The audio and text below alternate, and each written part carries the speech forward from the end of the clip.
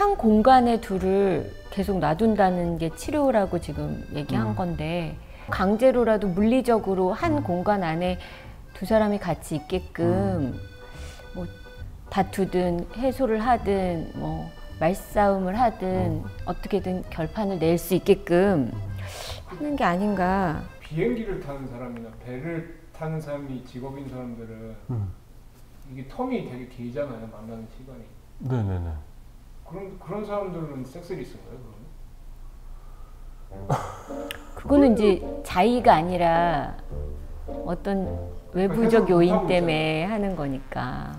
그건 어쩔 수 없지. 그렇죠. 일반적인 경우를 얘기하는 거고요. 뭐 기러기 부부를 두고 그렇지. 우리가 섹스리스 커플이라고 하지 않죠. 그러니까 피곤합니다. 근데 나는 섹스리스는 뭐 한 1년에 한 번도 이렇게 잠자리를 안 하는 경우다라고 생각했는데 아까 한 달에 한 번 미만이라고 하면 한 달에 의외로 되게 많은 부부들이 섹스리스일 것 같아. 우리나라에는 좀 어쨌든 수가 상당해요. 그러니까 실제로 그러니까 이래요. 우리가 이제 부부관계 횟수를 보면 이렇게 U자의 모양을 띠게 되는데 이 U의 처음, 그러니까 처음에는 이제 성관계 빈도가 높고 임신과 뭐 분만과 육아 과정 좀 떨어졌다가 나중에 인생의 하반기에 좀 올라가는 게 일반적인 패턴이에요. 정말요? 네. 근데 나중에는 이제 뭐 이제 어떤 뭐 서로의 소중함을 알 거고 어떤 성적인 어떤 만족감도 많이 느낄 텐데 이제 이렇게 하강 곡선에 있을 때 문제가 많이 생기게 되죠. 그러니까 부부 안에서 이제 커플 안에서 욕구가 제대로 해소되지 못하는 상황일 때 이제 어떤 성적인 부분은 지극히 주관적이기 때문에 이제 환자분들을 면밀한 상담을 하다 보면 그러니까 실제로 나는 문제가 아닌데 문제라고 느끼는 경우도 있고 의사가 판단할 때는 정상적입니다 라고 해도 본인이 느끼기 느낄 이상할 수 수도 있고. 그래서 일단 주관적인 요소와 객관적인 요소를 같이 잘 설명하고 환자로 하여금 불편하지 않게 하는 게 이제 저희 같은 사람들의 역할이라고 생각합니다. 근데 난 좀 다행인 게 그 남자분이 병원에 같이 오신 거잖아요, 남편분이. 그걸로 봐서는 어느 정도 노력할 의지가 있으신 것 같아요. 그럼요. 그러니까 실제로 그러니까 인식이라고 해요. 병의 인식을 갖고 있느냐도 치료를 할 수 있느냐 없느냐의 가장 중요한 그렇죠. 요소가 됩니다. 그러면은 야동을 보는데 남자가 그 야동에 나오는 여성이 와이프랑 많이 닮았으면 정상인가요? 근데 이제 그렇죠. 이것도 되게 흥미롭다. 그럼 그 남자의 취향인 거네. 그래서 이게 그러니까 우리 권PD랑 같이 생활을 하다 보면 많이 늙어요. 진짜. 근데 말려. 내가 저번에도 말려. 설득이 돼 자꾸. 아니 근데 그럴 수 있잖아요. 와이프랑 잘 못하고 뭐 약간 좀 힘든 상황에서는 어쨌든.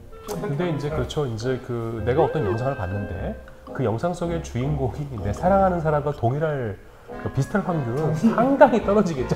동일하면 안 되는구나. 그러니까 저기요. 그렇죠. 그건 진짜 안 되는구나. 비슷할 확률은 상당히 떨어지겠죠. 근데 아니 뭐 비슷한 걸로 매력을 느끼지 못해. 비슷하다면 뭐 그냥 내 사람을 대상으로 하면 더 도움이 될 테니까. 그러니까 와이프가 하기 싫다고. 와이프가 거부할 경우에. 그러니까 그렇죠. 그거 되게 그러니까 지금 봐요.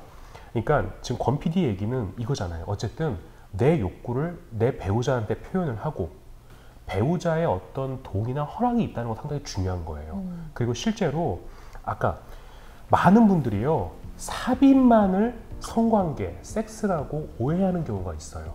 실제로 성폭행도 거기서 그러니까 부부간의 성폭행 그건 나중에 뭔가 다룰 일이 있겠지만 그것도 여기서 시작이 되거든요. 원치 않는다라고 하면 안 하는 것도 용기고 안 하는 것도 배려죠.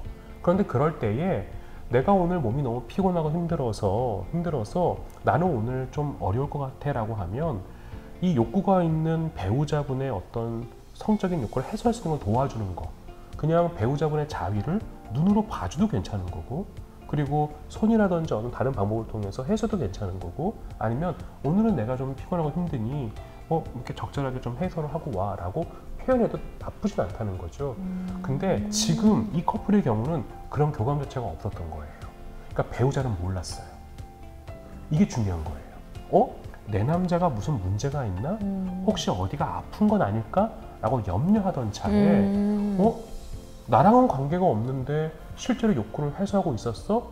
거기에 대한 불편한 마음이 컸던 거죠.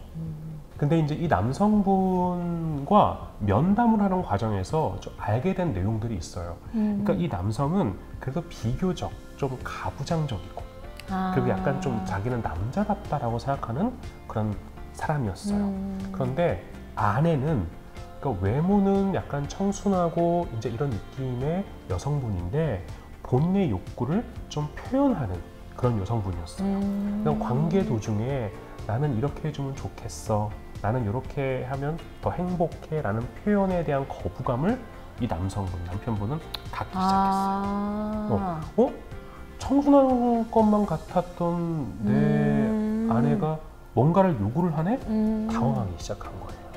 그리고 실제로 이 분은요, 봐요. 야한 영상에 집중을 할 때 애무라는 단계가 없어요. 내가 누군가를 헌신적으로 배려해주는 단계가 없어요. 또 그런 배려를 받는 단계가 없어요. 영상을 통해서 강한 자극을 추구하고 자위 행위를 하다가 사정을 하는 극한 오르가즘을 느끼고 끝내버리는 거거든요. 그러니까 정서적인 교감을 아예 이제 싫어하게 바뀐 거예요. 실제로요, 이랬어요. 제발 좀 애무 좀 해줘. 근데 여성 입장에서요, 바로 삽입이 일어나는 게 때로는 되게 고통스럽고 실제로 흥분이 덜 됐을 때에는 이게 통증으로 느껴지는 경우도 있거든요. 그러니까 좀 나를 좀 더 사랑해주고 나를 좀 더 감싸줘라는 표현을 했는데 이 남편분은 거기서 화가 났는지 그냥 정말 우리 그냥 뭐 위에서 이렇게 쓱 이렇게 내려오듯이 그냥 한 1분도 안 되는 그냥 몇 초 만에 이러고 애무했다고 끝내고 바로 또 사귀어하려고 한 거예요. 아내는 상처를 받았겠죠. 근데 문제는 이 남편분도 상처를 받았던 거예요. 그 전의 관계에서 나는 한다고 했는데, 나는 뭔가 배려한다고 했는데, 근데 내 아내의 반응은 이게 뭐야, 한 거야? 당신은 가부장적인 사람이고 뭔가를 좀 보여주는 사람인데 나한테 이런 거야? 그러니까 서로의 상처가 가장 큰 문제가 됐고 이 어려움의 시작이 됐던 거죠. 근데 저는 지금 단계에서는 남편분의 배려가 조금 중요하다고 생각을 해요. 이게요, 서로 행복하지 않고 일방적인, 그러니까 여성분이 충분히 흥분되지 않은 상태에서 이루어지는 삽입은 때로는 아주 폭력적인 그런 느낌으로 다가올 수가 있어요. 그리고 성관계는요, 욕구 해소의 중요한 표현이기도 합니다만, 그러니까 둘만이 느낄 수 있는 극대화된 친밀감이 되겠죠. 근데 사랑하고 교감을 느끼는 과정이거든요.